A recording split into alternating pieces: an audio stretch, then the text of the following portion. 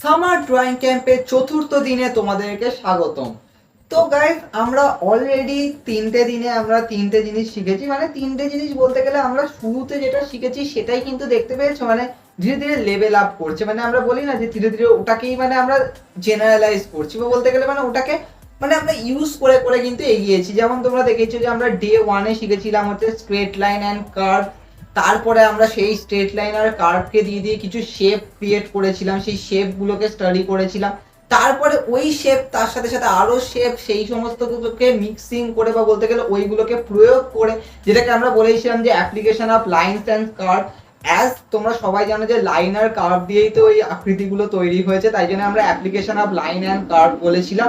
তো সেইগুলোকে দিয়ে দিয়ে আমরা আরো কিছু কিছু স্ট্রাকচার বানিয়েছিলাম যেগুলো আননোন স্ট্রাকচার ছিল। তো নর্মালি কিন্তু আমরা ছবি আঁকি মানে কিন্তু আমরা কিছু আকৃতিকেই কিন্তু এঁকে থাকি, মানে আকৃতিগুলোকেই কিন্তু অবজার্ভ করে থাকি।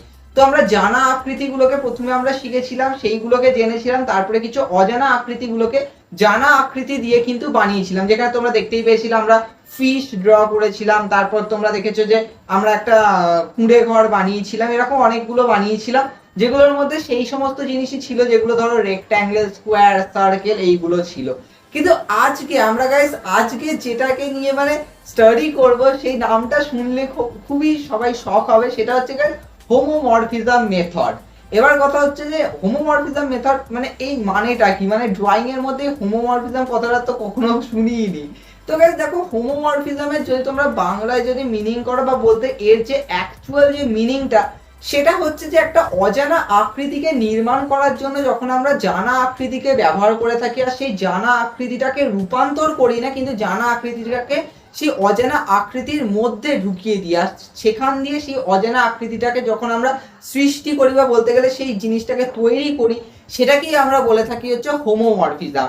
এবার কথা হচ্ছে যে এখনো আমরা কিছু বুঝতে পারলাম না যে এটার মানেটা বলতে এটা কি চাইছে, মানে অজানা আকৃতি জানা আকৃতি ব্যাপারটা কি। এবার দেখো, হ্যাঁ আমরা কি কি আকৃতি জানি, প্রথমে আমাদেরকে এটা বুঝতে হবে। আমরা জানি বলতে গেলে আমরা ডে 2-তে যেগুলো স্টাডি করেছিলাম সেগুলো কিন্তু জানা আকৃতি। এবার হ্যাঁ, ডে 3-তেও আমরা শুরুতে, আচ্ছা হ্যাঁ, আমি সবাইকে আগেও বলবো যে পিডিএফটা মাস্ট ফলো করবে গাইস। পিডিএফ এর মধ্যে কিছু এক্সট্রা আমি কিছু স্ট্রাকচার ওখানে শেপগুলোকে ওখানে তুলে ধরেছিলাম, তো সেগুলোকে মাস্ট বাড়িতে প্র্যাকটিস করার চেষ্টা করবে। নর্মালি আমি ম্যাক্সিমাম যেগুলো দরকার সেই শেপগুলোকে তো তোমাদের সামনে তুলে ধরেইছিলাম ভিডিওর মধ্যে, কিন্তু আরো কিছু কিছু শেপ আছে, যেমন ধরো স্টার শেপ থেকে শুরু করে আরো দেখতে পাবে অনেকগুলো শেপ আছে, যেগুলো আমি ডে 3 এর পিডিএফ এ রেখেছি। তো গুগল ড্রাইভের লিঙ্কটা ডেসক্রিপশনে আছে, ওখান দিয়ে মাস্ট চলে যাবে আর গিয়ে ওখান দিয়ে দেখে নেবে। তো এই যে জানা আকৃতিগুলো যে রয়েছে, সেইগুলো দিয়ে কিছু অজানা আকৃতির মধ্যে মানে সেই জানা আকৃতিগুলোকে ঢুকিয়ে যখন আমরা সেই অজানা আকৃতিগুলোকে তৈরি করছি, সেটাকে আমরা বলে থাকি হচ্ছে হোমোমরফিজম। এবার এই কথাটা হচ্ছে যে আমরা জানা আকৃতিটা জানি, স্কোয়ার আছে, সার্কেল আছে, রেক্ট্যাঙ্গেল আছে, কিন্তু অজানা আকৃতিটা কিরকম হতে চলেছে, কতটা সহজ হবে, কতটা কঠিন হবে, তো সেইগুলোকে নিয়ে গাইজ আজকে আমরা ডিসকাশন করবো। আর হ্যাঁ, আমরা দেখাবো যে এই হোমোমরফিজম মেথডটা কিন্তু একটু কিন্তু ডিফিকাল্ট। মানে অনেকেই আছে যারা মানে শুরুতে এরকম হোমোমরফিজম মেথডটা ইউজ তো করে থাকে, কিন্তু ভালো হয় যে তোমরা নর্মাল ড্রয়িং করা শেখো, কারণ হোমোমরফিজম মেথড ভালো, অসুবিধার কিছু নেই। কিন্তু কিছু কিছু ক্ষেত্রে যেন আমার যেন মনে হয় যে এটা একটু বেশি কঠিন, আর এটার জন্য মানে প্রপার মানে কি বলবো, নখদর্পণে হওয়া দরকার, মানে যথেষ্ট ভালো মতো কিন্তু অবজারভেশন রাখা দরকার, যেটা অনেকেই ছোটবেলায় করতে পারে না। আর স্বাভাবিক ব্যাপার, আমিও পারতাম না, কিন্তু এটা যথেষ্ট বেশি চাপ আছে। তো কি চাপ আছে সেটা দেখে নেবো, তো চলো দেখে নিই। বন্ধুরা, আমাদের এই হোমোমরফিজম মেথডকে নিয়ে স্টাডি করার জন্য প্রথমে তো আমাদের একটা আননোন স্ট্রাকচার দরকার। তো এখানে দেখতেই পাচ্ছ আমি একটা আপেলের স্ট্রাকচার নিয়েছি। তো হ্যাঁ, এটা কিন্তু একটু বেশি কঠিন কিন্তু স্ট্রাকচার, হ্যাঁ বুঝতে পারবে যখন কাজটা করব। তো গাইস, এখন এই হোমোমরফিজমের ব্যাপারটা কি, আমরা বলেছিলাম যে আমরা আননোন স্ট্রাকচারটাকে নোন স্ট্রাকচার দিয়ে বানাবো, মানে একটা নোন শেপ, যেমন তোমরা জানি যে তার মধ্যে সার্কেল আছে, স্কোয়ার আছে, রেক্ট্যাঙ্গেল আছে, তো সেইগুলোকে দিয়ে বানাবো। তো ব্যাপারটা হচ্ছে ঠিক এরকম, সেটা তোমরা দেখলেই বুঝতে পারবে। সেটা হচ্ছে গাইস, এখানে যে আপেলের যে শেপটা আছে না, এবার দেখো কোথায় কোথায় কীরকম কার্ভ বা বলতে গেলে কীরকম স্ট্রাকচার ক্রিয়েট করছে। যেমন তোমরা দেখতেই পাচ্ছ ওপরের দিকগুলোতে বেশ কিছু তোমরা দেখতে পাচ্ছ সার্কেলের যে আকৃতিটা হয় না, মানে ধরো উপরের কিছু একটা পার্ট, তো এরকম কিন্তু তৈরি করেছে। তো আমরা কি করছি, আমরা এরকমভাবেই কিন্তু সার্কেল কিন্তু ওখানে বানাচ্ছি, মানে এক একটা যে পোর্শন আছে ওই জায়গাগুলোকে কিন্তু একটা সার্কেল দিয়ে দিয়ে কিন্তু এখানে দেখতে পাচ্ছ কভার করেছি। তো এইভাবে কিন্তু আমরা প্রত্যেকটা স্ট্রাকচারগুলোকে কিন্তু ইজিলি কিন্তু পেয়ে যাচ্ছি এক একটা কিন্তু সার্কেল দিয়ে। এবার আমরা যেটা করব সেটা হচ্ছে আমরা এই যে ভেতরে ভেতরে যে সার্কেলগুলো বানিয়েছি, তো এই সার্কেলগুলোকে কিন্তু এবার আমরা ওপরে ওপরে বানাবো, মানে উপরে বানাবো বলতে আমি বলতে চাইছি যে এবার বাইরে করব। এবার বাইরে করে দেখবো যে আমরা সেই স্ট্রাকচারটা পাচ্ছি কিনা। নর্মালি তো তোমরা দেখেছো যে আমরা আননোন স্ট্রাকচারের ভেতরে আমরা অনেকগুলো নোন স্ট্রাকচারকে ঢুকিয়ে ঢুকিয়ে আমরা আননোন স্ট্রাকচারটাকে ফর্ম করেছি, বা বলতে গেলে তৈরি করেছি, বা বলতে পারো এঁকেছি। এবার আমরা কি করব, ওই নোন স্ট্রাকচারগুলোকে এবার আমরা আগে আঁকবো, দিয়ে দেখবো যে আমরা ওই আননোন স্ট্রাকচারটা পাচ্ছি কিনা। এটা কিন্তু যথেষ্ট বেশি কিন্তু কঠিন, এটা অতটাও সহজ নয়। এটা এর জন্য কিন্তু প্রচুর মেজারমেন্ট দরকার। মেজারমেন্ট মানে হচ্ছে মাপটা দরকার, যে আমরা কোন জায়গায় কোন জিনিসটাকে বোঝাচ্ছি, কীরকম সাইজকে ব্যবহার করছি এক একটা সার্কেলে, এটা কিন্তু দেখাটা কিন্তু যথেষ্ট দরকার। এখানে তোমরা দেখতেই পাচ্ছ আমি করার সময় আগে একটুখানি শেপটাকে বানিয়ে নিয়েছি, নয়তো আমার ক্ষেত্রেও কিন্তু যথেষ্ট বেশি টাফ হবে। তো এখানে দেখতেই পাচ্ছ আমরা উপরে এরকমভাবেই 3টে সার্কেল করেছি, তারপরে যে সাইডের জন্য আমরা আরেকটা সার্কেলকে ইউজ করেছি। অ্যাকচুয়ালি ওটা সার্কেল না, এটা অনেকটা ওভাল শেপের, তো এরকমভাবে ইউজ করেছি। তারপরে নিচের পোর্শনটা করার জন্য আমরা আরেকটা সার্কেল যেটা এখানে রয়েছে ওটাকে ইউজ করেছি। এইভাবে কিন্তু করতে করতে কিন্তু আমরা যাব, আর আমরা এই পুরো জিনিসটা, পুরো যে আননোন যে স্ট্রাকচারটা রয়েছে আপেলের, এটা পুরোপুরিভাবে আমরা এখানে তৈরি করব। তো এটা কিন্তু যথেষ্ট বেশি টাফ, তোমরা বুঝতেই পারছো এটাকে মানে কিভাবে আমরা করছি, এটা অতটাও ইজি হবে না। তো এবার দেখতেই পাচ্ছ আমাদের এই জিনিসটা পুরোটা হয়ে গেছে, মানে আমরা পুরোই স্ট্রাকচারটা বানিয়ে নিয়েছি। এবার দেখো আমাদের কিন্তু এই যে ভেতরের যে মানে এত যে সার্কেলের যে স্ট্রাকচার রয়েছে, যেগুলো দরকার, মানে যে শেপগুলো আমাকে ওর জন্য দেবে, তো সেইটাকে আমরা রাখবো, বাকিগুলোকে আমরা ইরেজ করে দেবো। তো তার জন্য আমি কি করছি, পেন দিয়ে একটুখানি হাইলাইট করে দিচ্ছি, ব্ল্যাক পেন দিয়ে।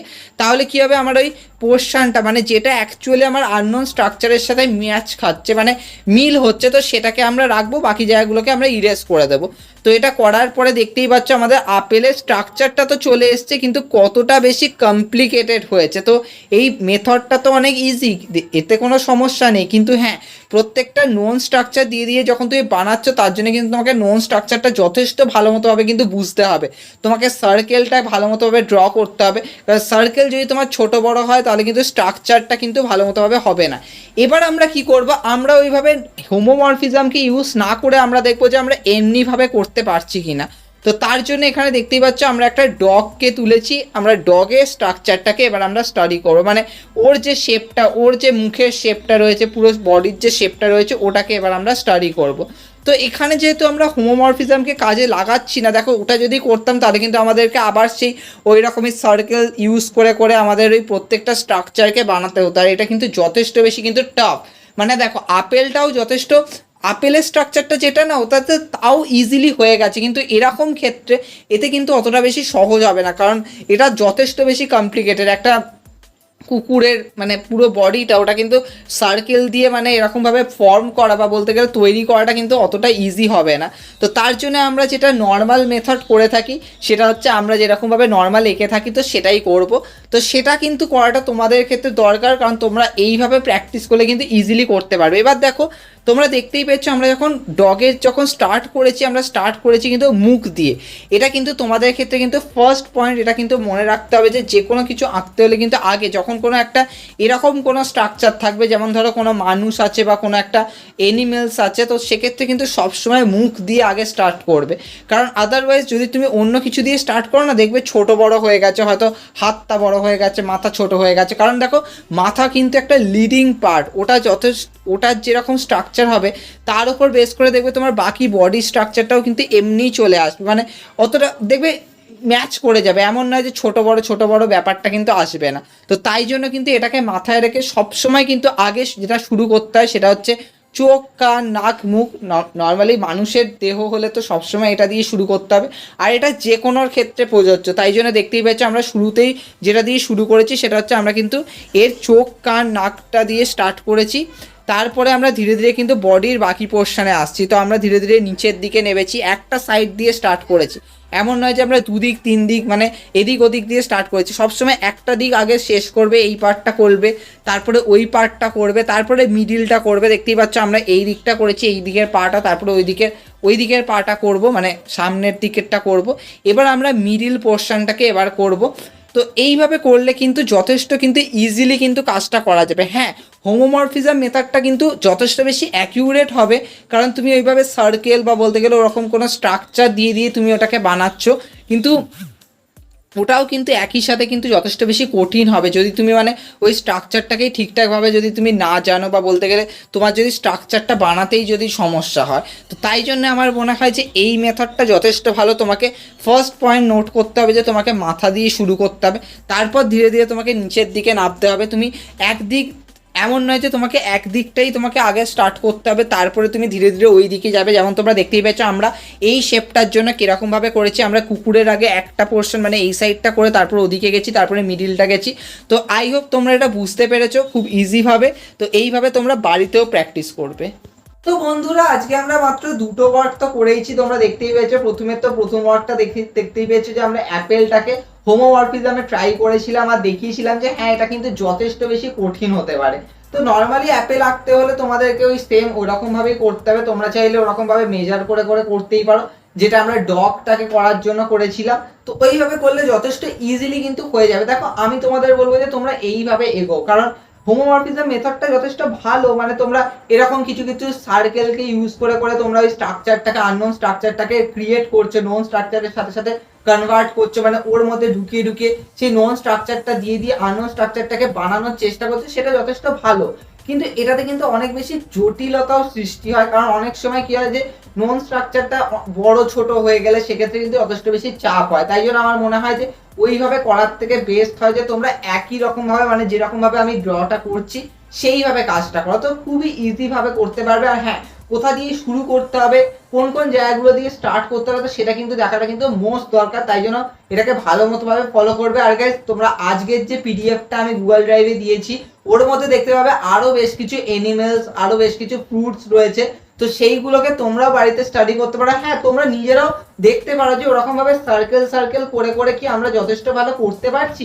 তো সেটা যদি হয় তাহলে কিন্তু যথেষ্ট বেশি কিন্তু তোমরা শিখতে পারবে। কারণ দেখো এই যে হোমোমরফিজমের ব্যাপারটা জানার জন্য কিন্তু যথেষ্ট ভালো কিন্তু অবজারভেশনের দরকার। মানে তুমি একটা আননোন স্ট্রাকচারকে দেখে যথেষ্ট ভালো তোমাকে অবজার্ভ করতে হবে যে হ্যাঁ ওই জায়গায় একটা সার্কেলের স্ট্রাকচার রয়েছে, ওখানে একটা এরকম শেপ রয়েছে, তো ওইটা কিন্তু ভালো মতো বুঝতে হবে। শেপ আর স্ট্রাকচার একই, তো ওই শেপগুলোকে কিন্তু বুঝতে হবে। তো যদি তুমি বুঝতে পারো তাহলে কিন্তু খুবই ইজি হবে তুমি ওখানে সার্কেল বানিয়ে বানিয়ে জিনিসটাকে ওইভাবে মানে কি বলবো মানে পুরো হোমোমরফিজম বা বলতে গেলে যে নির্মাণ করাটা, তো ওটা কিন্তু ইজিলি হয়ে যাবে। তাই জন্য আমি বলবো যে যদি তোমরা ওইভাবে করতে পারো তাহলে যথেষ্ট হেল্পফুল তো হবে। আদারওয়াইজ তোমরা এইভাবেও এগোতে পারো, যেটা আমি ডগটা করার সময় দেখালাম। আমি তোমাদের দুটো মেথডই দেখালাম, যেটা নর্মাল ভাবে ড্রয়িং করা যায়, আর একটা ব্যাপার হচ্ছে হোমোমরফিজম ভাবে, মানে একটা জানা স্ট্রাকচার সার্কেল দিয়ে দিয়ে আমি কিভাবে একটা আননোন স্ট্রাকচারকে ক্রিয়েট করছি বা বলতে গেলে আননোন স্ট্রাকচারটাকে বানাচ্ছি।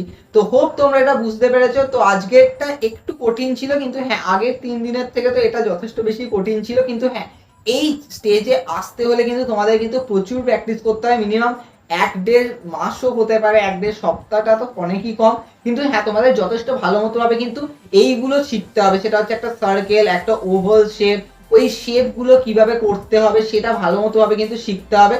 তা না হলে কিন্তু তোমরা এই হোমোমরফিজম ব্যাপারটা কিন্তু করতেই পারবে না, তখন সার্কেল আঁকতে গিয়ে এবড়ো খেবড়ো হয়ে যাবে। তো সেটা কিন্তু ভালো মতো ভাবে শিখতে হবে। তো আই হোপ তোমরা এটা বুঝতে পেরেছো। তো তোমরা এটা বাড়িতে মাস্ট ভালো মতো ভাবে প্র্যাকটিস করো। হ্যাঁ, ডট টু ডট আমি শুরুতে বলেছিলাম, এখন ডট টু ডটটা করার কোনো দরকার নেই। ডট টু ডটে এখন ওরকম কোনো লাভও হবে না, তাই জন্য ওটা করার কোনো দরকার নেই। কিন্তু হ্যাঁ এইভাবে স্টাডি করো, যথেষ্ট ভালো হেল্প হবে, আর ধীরে ধীরে কিন্তু দেখবে তোমার স্কিলও ডেভেলপ হবে। তাই জন্য আই হোপ তোমরা এটা বুঝতে পেরেছো। কিন্তু হ্যাঁ আজকে তো হয়ে গেল, আজকে একটুখানি কঠিন হয়েছে, কিন্তু কালকে বলবো না কঠিন, কিন্তু হ্যাঁ তাও একটু কঠিন হবে। কিন্তু কালকে কিন্তু আলাদাই একটা আমরা জিনিস শিখবো, আর আমরা ধীরে ধীরে কিন্তু আমাদের উইকটা কমপ্লিট হতে চলেছে। তো একটু তো লেভেল আপ হবেই, কিন্তু হ্যাঁ কালকেও আরো একটা জিনিস শিখবো। তো দেখা হবে কালকে।